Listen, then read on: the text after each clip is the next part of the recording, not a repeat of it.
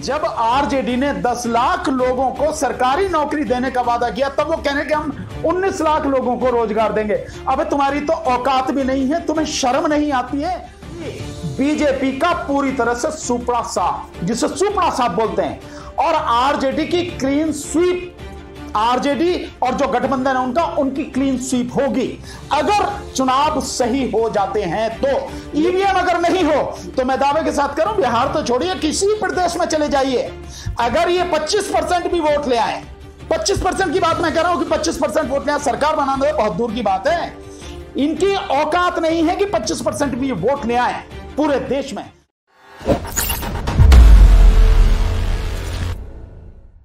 BJP किस मुंह से कहेगी रोजगार के विषय में, और उसे शर्म आनी चाहिए कि जब आरजेडी ने 10 लाख लोगों को सरकारी नौकरी देने का वादा किया तब वो कहने कि हम 19 लाख लोगों को रोजगार देंगे।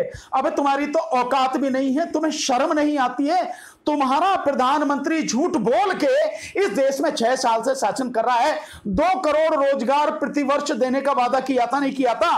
तो अब तक तुम्हें 12 करोड़ रोजगार दे देने चाहिए थे, नहीं? अगर इस साल का भी मान लिया जाए कि ये जो टेन्योर तुम्हारा दूसरा चल रहा है उसको छोड़ दो, तो 10 करोड़ लोगों को रोजगार देना चाहिए था कि नहीं? लेकिन रोजगार देने की बजाय बीजेपी ने इस देश के आज की तारीख में 35 करोड़ लोगों को बेरोजगार कर दिया। तो किस मुंह से कह रहे हैं कि वो 19 लाख रोजगार देंगे? और वो किस मुंह से कह रहे हैं कि जब आरजेडी ने कहा कि हम 10 लाख लोगों को नौकरी देंगे, तो यही बीजेपी, यही नीतीश कुमार ये कह रहे थे कहां से देंगे, जेल से पैसा लाएंगे, कहां से लाएंगे? तो अब तुम कहां से लाओगे भी पैसा 19 लाख का, अगर वो 10 लाख की नहीं बात करते? तो बीजेपी के पास में हकीकत में इस देश में चुनाव लड़ने का कोई मुद्दा नहीं है। उनका मुद्दा वही है, भारत में नहीं, हिंदुस्तान पाकिस्तान और हिंदू मुस्लिम, और कुछ उनके पास मुद्दा नहीं है। और दुनिया के सामने ही नहीं, इस देश की जनता के, प्रदेश की जनता के सामने पूरी तरह से नंगी हो चुकी है बीजेपी।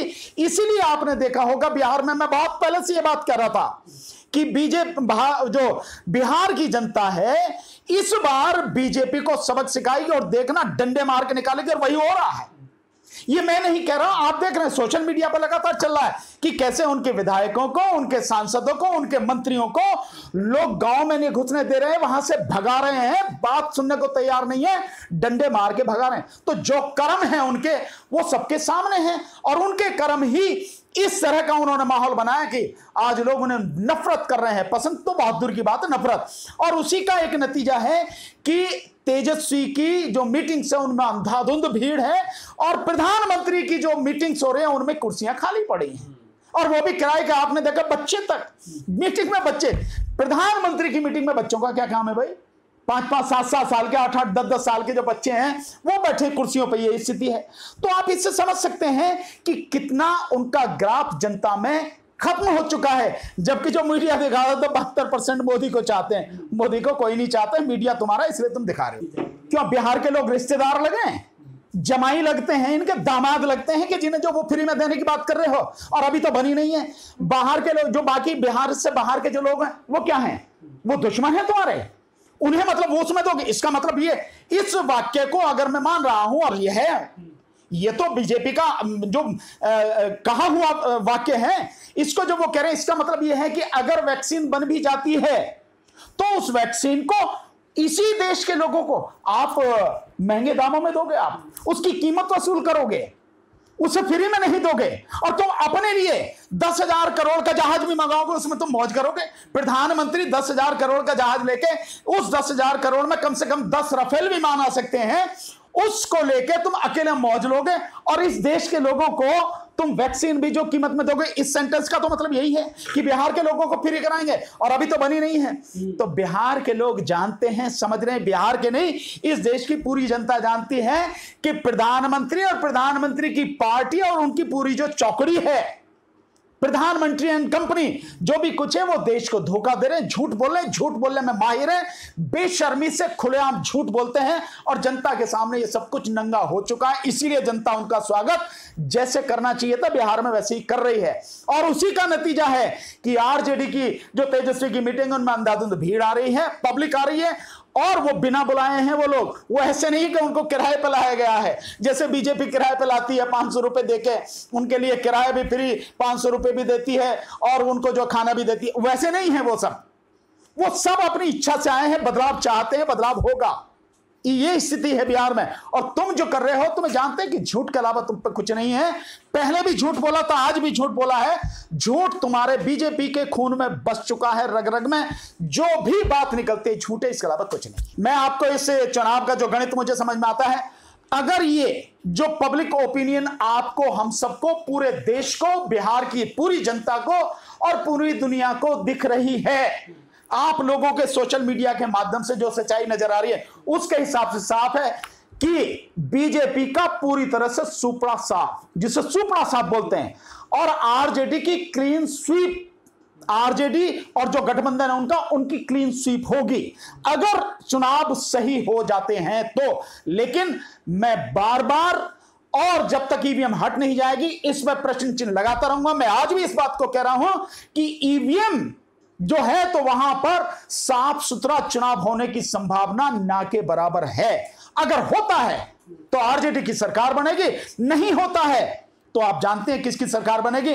और इस बार का जो मुझे गणित लगता है, बीजेपी ने जिस तरह से गठबंधन किया है और जिस तरह की इसकी नीति है, जो उसमें से पासवान की पार्टी को एक साइड में निकाल दिया, आरजेडी के उसके जेडीयू के साथ में मिलकर बराबर बराबर 122 वो लड़ रहे हैं और 121 ये लड़ रहे हैं। इनमें से इन्होंने 121 में से 11 सीट उनको दे दी है वीआईपी वालों को, और उन्होंने जो है जेडीयू ने 6 सीट उनको दे दी है मांझी वाले को।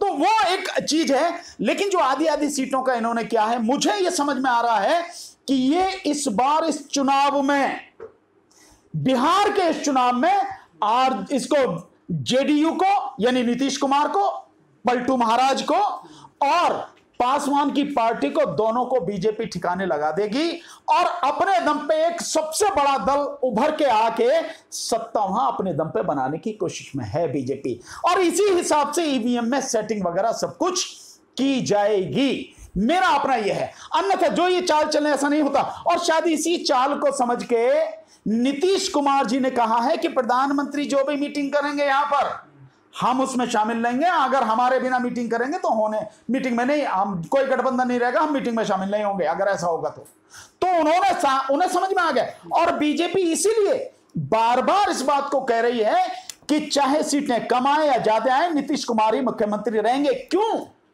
क्योंकि बीजेपी पहले लड़ी थी अकेले तो हार गई थी, और इस बार क्योंकि जेडीयू और जो वो आरजेडी और जेडीयू दोनों साथ में थे, उनकी ताकत बहुत बड़ी थी तो बहुत सीटें आई और बीजेपी बहुत पिछड़ गई।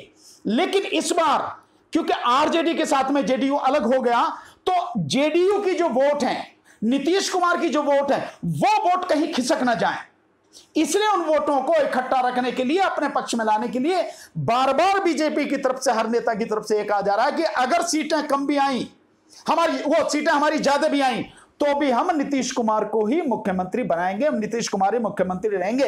वो इसीलिए कि ताकि वो वोटें मिल जाएं, और वो वोटें अगर बीजेपी को मिल जाती हैं तो वो अपनी रणनीति में सफल हो जाएगी और फिर वहां सरकार बनाने में उनका जो है, उन्हें बहुत आसानी हो जाएगी। और बाकी ईवीएम तो है ही है। ईवीएम अगर नहीं हो तो मैं दावे के साथ करूं, बिहार तो छोड़िए, किसी प्रदेश में चले जाइए, अगर ये 25% भी वोट ले आए, 25% की बात मैं कह रहा हूं कि 25% वोट ले आए, सरकार बना दो, बहुत दूर की बात है। इनकी औकात नहीं है कि 25% भी वोट ले आए पूरे देश में। तो ये स्थिति है, ईवीएम की वजह से ये सारा है, अन्यथा इनका कुछ नहीं। और मैं जनता से ये अपील करूंगा कि जितना हो सके ईवीएम का बहिष्कार करो, जहां तक भी हो सके ईवीएम से चुनाव मत होने दो। आज के समय में आप हारने की तो बात आप छोड़िए, हारने के बाद तो लगेगा ही लगेगा, वो तो एक तरह से एक भाई रिजल्ट आ गया हाथ में ही, तो बड़े निश्चित रूप से भाई बिहार एक बड़ा राज्य है जिसमें 40 जो है लोकसभा की सीटें हैं, और जिसमें जो है आप देखिए 243 विधानसभा की सीटें हैं। उत्तर प्रदेश के बाद में बड़ा राज्य, नो डाउट, इसमें कोई शक नहीं है। तो झटका बहुत जबरदस्त लगेगा। और जब रिजल्ट आ गया तो वो मुंह पे ले भैया, ये अगर रिजल्ट से देख तो बड़े, जो 72% तुम्हें वोट मिल रही थी, वहां 72% लोग तुम्हें चाह रहे थे, तो वो झटका जरूर है। लेकिन आज के समय में, अगर इस समय जिस समय आप और हम बात कर रहे हैं, और बिहार का जो माहौल है उससे साफ नजर आ रहा है कि बिहार की जनता ने मन बना लिया है, इनको दोनों को ठिकाने लगा देगी बिहार की जनता, नीतीश को और बीजेपी को, और वो बहुत बिल्कुल पूरी तरह से कृत संकल्प है, दृढ़ संकल्प है कि इस बार बदलाव करके वहां पे जो आरजेडी के नेतृत्व में गठबंधन है उसकी सरकार बनाने के लिए उसने मन बना लिया। भाई गुलामों का काम क्या है? गुलामों को यह कहा जाए तुझे ये करना, हुजूर सरकार यही करूंगा माई बाप। तो गुलाम है गोदी मीडिया जिसकी बात कर रहे हो। गोदी मीडिया अगर शांत हो जाए या ईमानदारी से काम करने लगे, उसी दिन औकात पता लग जाएगी। सरकार 6 महीने में केंद्र की सरकार चली जाएगी जिस दिन गोदी मीडिया अगर ईमानदारी से काम करने लगेगा। खत्म है गोदी मीडिया, क्योंकि तलवे चाटता है एक पर्टिकुलर पार्टी के, पर्टिकुलर व्यक्ति के, इसलिए वो गोदी मीडिया कहा जाता है, इसलिए उनकी बात कर रहा। अन्यथा गोदी मीडिया को भी मालूम है कि बिहार में सुपड़ा साफ है, पूरे देश में सुपड़ा साफ बीजेपी का हो चुका है। ये केवल उस झूठे प्रचार के दम पे चल रही है। इस देश में बहुत बड़ी संख्या अनपढ़ है और बहुत बड़ी संख्या जो वहां तक उस गोदी मीडिया की पहुंच है, सोशल मीडिया जो आप लोग ईमानदारी से सच्चाई दिखाते हैं उसकी पहुंच नहीं है। ये है, उस सब के बावजूद भी बीजेपी को मालूम है कि उसका सुपड़ा साफ है। तो गोदी मीडिया की बात का कोई मतलब नहीं। अगर आपको हमारे वीडियोस पसंद आए तो प्लीज लाइक करें, सब्सक्राइब करें और शेयर करें।